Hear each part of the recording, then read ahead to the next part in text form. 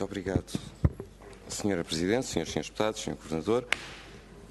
Quero agradecer a disponibilidade e todas as informações já prestadas ao longo desta manhã e colocar ainda algumas questões, nomeadamente reforçar algumas que o Sr. Governador não teve ainda a oportunidade de responder.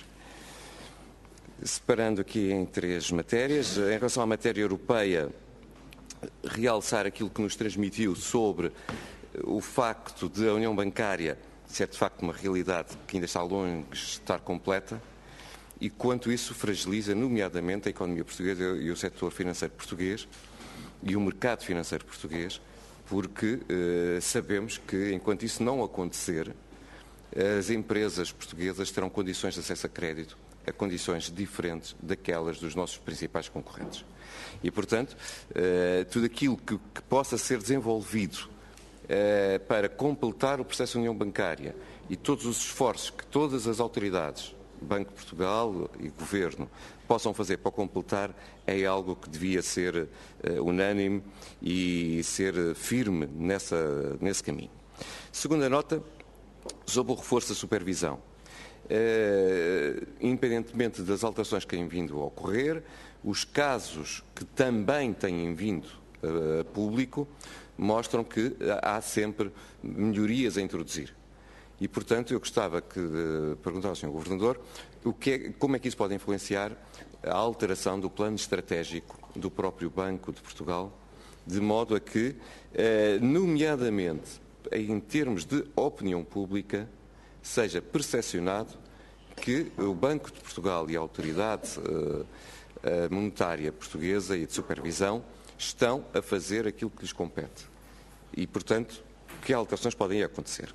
Sobre o setor financeiro, o Sr. Governador já nos mostrou, com dados concretos, o quanto foi feito em termos de evolução do setor, como melhorou, nomeadamente, a capitalização da banca portuguesa ao longo dos últimos anos, mas há problemas que persistem. E, nomeadamente, aquilo que foi questionado pelo Sr. Deputado António Leitão Amaro sobre a alienação do novo banco, Sr. Governador, e sobre as afirmações pirómanas que podem pôr em causa quer o processo de alienação, quer a própria viabilidade do banco. Afirmações dos mais altos responsáveis, a começar pelo Sr. Ministro das Finanças. E, por outro lado, a questão do conflito de interesses entre aquilo que está a acontecer da eventual administração da Caixa Geral de Depósitos serem essencialmente responsáveis de outra instituição financeira com acesso a informação privilegiada já hoje e sendo quadros dessa concorrente, se isso não pode pôr em causa, de facto, um conflito de interesses grave, porque este é um mandato temporal e o seu lugar de origem é na concorrência. E, portanto, essas matérias foram questionadas, o Sr. Governador não teve tempo de responder, se pudesse, agradecíamos.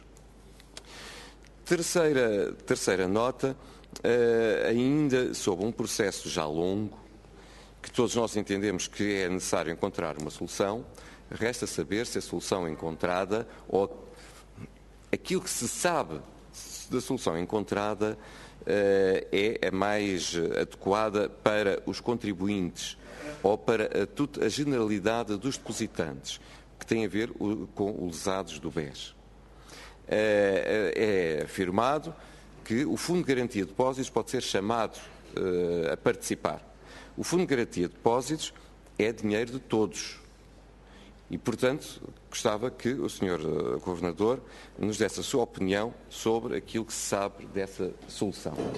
E, finalmente, uma última matéria, Sr. Governador, que ainda não foi aqui abordada, dada a situação do setor financeiro, que é a situação económica e as projeções que o Banco de Portugal, nomeadamente as últimas, apresentou, fazendo uma revisão em baixa das previsões para o crescimento deste ano. E aqui eu colocava somente três notas. Primeira, procura externa cai, mas, ou melhor, as exportações caem, mas a procura com perca de cota de mercado. O que significa que isso mostra que nós não estamos a conseguir sequer manter os níveis de cota de mercado e há um problema interno. Segundo, quebra de investimento. Terceiro, o facto de aquilo que o Governo anunciava como o motor do desenvolvimento da nossa economia, que era a procura interna, não estar a responder.